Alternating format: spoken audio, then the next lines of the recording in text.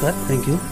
Sir पहले तो हम थोड़ा सा आपका इंट्रो जानने की कोशिश करते हैं। जी, मैं रविंद्र सिंह सामंत, जिला समाज कल्याण अधिकारी चंपावत। मैं अभी विगत 1.5 साल से इस ज़िले में कार्यरत हूँ। तो सर यहाँ पे कार्यरत कब से? 1.5 साल से? मैं हाँ, लगभग 1.5 साल से कुछ ऊपर हो गया। जुलाई 2019 में मैंने यहाँ पर ज्वाइन किया। सर यहाँ जब आप जो ज्वाइन की तो कोई समस्याओं का सामना तो नहीं करना पड़ा सर? अब देखिए, जो समाज कल्याण विभाग का काम है वो गरीब एकदम समाज के निम्नतम तबके के लिए, हमारे जितने भी लाभार्थी हैं, जितने भी योजनाएं हैं, अधिकांश योजनाएं निम्न वर्ग के लिए संचालित हैं। समस्याएं तो आती हैं, लेकिन उनका निराकरण भी हमारे द्वारा किए जाने का प्रयास किया जाता रहा है। ऐसी कोई समस्या नहीं है। विशेष कोई समस्या नहीं है। तो सर सबसे पहले हम जानने की कोशिश करते हैं कि सर जो समाज कल्याण है क्या क्या सेवाएं प्रोवाइड कराते हैं? देखिए, मुख्यतः हमारे यहाँ पेंशन योजनाएं हैं सर। करीब 9 प्रकार की पेंशन योजनाएं हैं जो बीपीएल या आर्थिक रूप से पिछड़े वर्ग को दी जाती हैं। तो उन पेंशन योजनाओं के लगभग हमारे यहाँ सभी पेंशन योजनाओं की बात की जाए तो लगभग 25,000 लाभार्थी हमारे जनपद चंपावत में। 25,000। तो सर जैसे 9 पेंशन है, कौन कौन से थोड़ा बता सकते हो सर? हाँ, मोटा जैसे सबसे बड़ी और सबसे ज़्यादा लाभार्थी हमारे वृद्धावस्था पेंशन में है, फिर विधवा पेंशन है, विकलांग पेंशन है। विकलांग पेंशन में तीलू रौतेली पेंशन है, बौना पेंशन है, फिर जन्म से 18 वर्ष तक के दिव्यांग बच्चों के लिए वो पेंशन है, परित्यक्ता महिला पेंशन है, अविवाहित महिला पेंशन है, इस पर किसान पेंशन है। इस प्रकार से जैसे सर कोई इन जो आपने 9 पेंशन बताई है सर, उनको अगर अप्लाई करना चाहते हो तो किस किस तरह से अप्लाई कर सकते हैं? उनका सेवा कैसे ले सकते हैं? इसका बेनिफिट कैसे उठा सकते हैं लाभार्थी? देखिए, हमारे विकास खंड में प्रत्येक विकास खंड में एक सहायक समाज कल्याण अधिकारी का पद सृजित है। हालांकि इस जनपद में वर्तमान समय में एक ही सहायक समाज कल्याण अधिकारी कार्यरत हैं। फिर भी आवेदन पत्र विकास खंड के माध्यम से हमारे पास आते हैं। तो विभाग द्वारा भी दूरस्थ क्षेत्रों में अभी वर्तमान समय में भी शिविर आयोजित किए जा रहे हैं। वहाँ से उसके माध्यम से भी हम आवेदन पत्र कलेक्ट करते हैं। हमारा प्रयास ये रहता है कि कोई भी निर्धन व्यक्ति, गरीब व्यक्ति जिसका विकास खंड स्तर तक या जिला मुख्यालय स्तर तक पहुँच में कोई परेशानी हो तो हम उसके घर में ही जाके उसके आवेदन पत्र कलेक्ट करते हैं और उसको स्वीकृति की कार्रवाई करते हैं।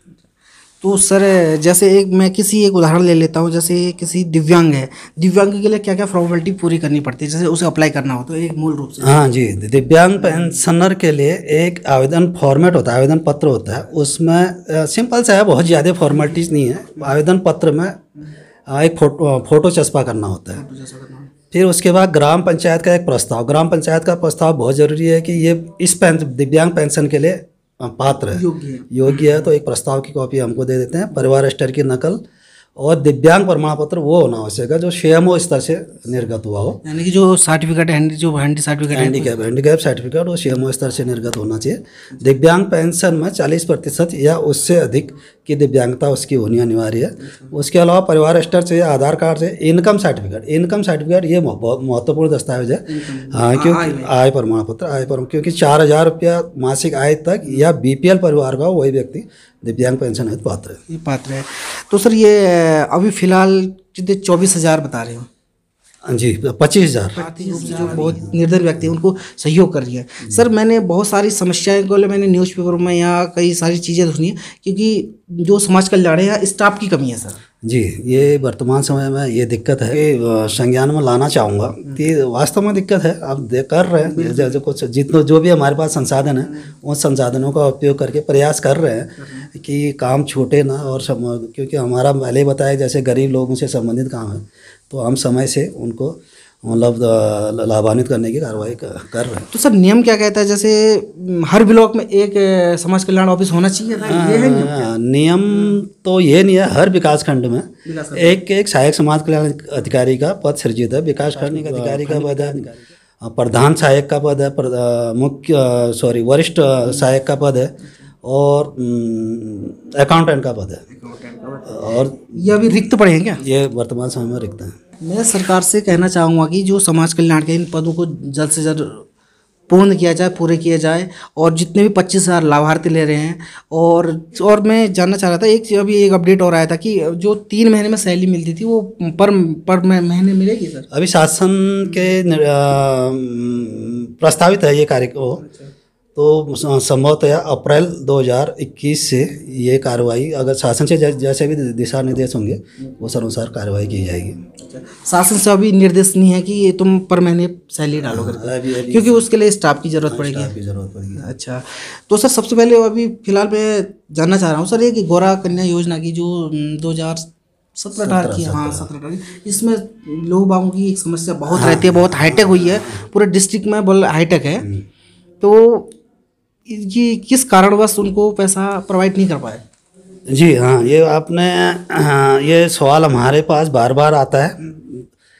तो 2017 में मैं आपको जानकारी में लेना चाहूँगा कि 2017 में एक शासनादेश हुआ था। पहले समाज कल्याण विभाग गौरा देवी कन्या धन योजना समाज कल्याण विभाग द्वारा संचालित की जाती थी। एक शासनादेश जुलाई 2017 में एक शासनादेश हुआ।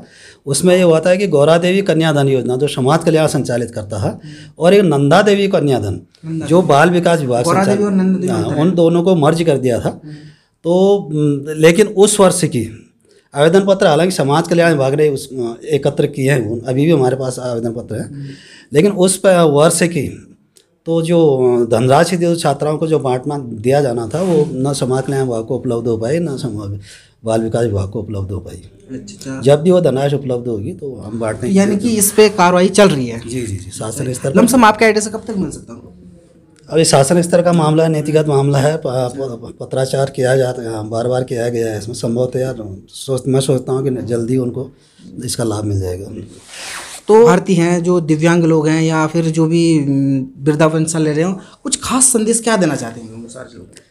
जी, मेरा संदेश ये है कि दिव्यांग पेंशनरों के अतिरिक्त मेरा तो जनप्रतिनिधि के लिए एक संदेश है। जनप्रतिनिधि जैसे माननीय ग्राम प्रधान है, क्षेत्र पंचायत सदस्य हैं, अन्य जिला पंचायत सदस्य, तो मेरा उनसे ये अनुरोध रहेगा कि उनके क्षेत्र में जितने भी पात्र व्यक्ति हैं, हमारी पेंशन योजना है, अन्य योजना, हमारी बहुत सारी योजना है, जितने भी पात्रता रखते हैं उनको हमारी योजनाओं की जानकारी देते हैं। कई लोग ऐसे भी होते हैं जो योजनाओं की जानकारी के अभाव में जो उनका का लाभ नहीं ले पाते हैं। मेरा उनसे विशेषकर अनुरोध रहेगा कि जितने भी पात्र हैं उनको योजनाओं की जानकारी देते हुए, तो उनके जो भी औपचारिकता है या हमसे या व्यक्तिगत हमसे संपर्क भी कर सकते हैं, तो हम उनको अवगत कराते हुए लाभ दिलाए जाने का प्रयास करेंगे। तो कहने का मतलब ये है कि जो भी जनप्रतिनिधि है, जिला पंचायत है, क्षेत्र पंचायत है, मैं आपकी जानकारी बता दूं, लगभग हमारे ज़िले में 3000 दिव्यांग पेंशनर हैं, लेकिन इस समय वर्तमान समय तक केवल 350 लोगों ने इसमें अप्लाई किया है, जबकि हम जगह जगह शिविर लगा रहे हैं, जगह जगह उनकी हेल्प के लिए। आजकल UDID कार्ड बनाने का ही अभियान चल रहा है, तो लोग भी कम इंटरेस्टेड है। मेरे उनसे अनुरोध रहेगा कि UDID कार्ड बनाएं और जो भी सरकार की सेवाएं हैं उनका लाभ प्राप्त करें। अच्छा, सर का मेन फोकस है अभी जो ऑल इंडिया में मान्यता प्राप्त है UID कार्ड भारत सरकार की तरफ से चल रहा है, उसको सारे दिव्यांगजनों से मेरा निवेदन और सर का निवेदन है कि आप उसको बनाइए। अभी फिलहाल कितने दिव्यांग हैं बताए थे? लगभग 3000 जी, 3000 दिव्यांग हैं, उसमें से अभी कार्ड बिल्कुल 350 मात्र 350 बने हैं। सारे दिव्यांगों से हमारा अनुरोध है कि आप UDID कार्ड बना लीजिए। और कुछ खास सर? Thank you. जी सर, बहुत बहुत धन्यवाद सर कि हमारे चैनल पे, हमारे डिजिटल चैनल पर आप बने, इसके लिए हम आपके आभारी हैं और ऐसे ही समाज की सेवा करते रहे, इसके लिए सर बहुत बहुत धन्यवाद। Thank you sir.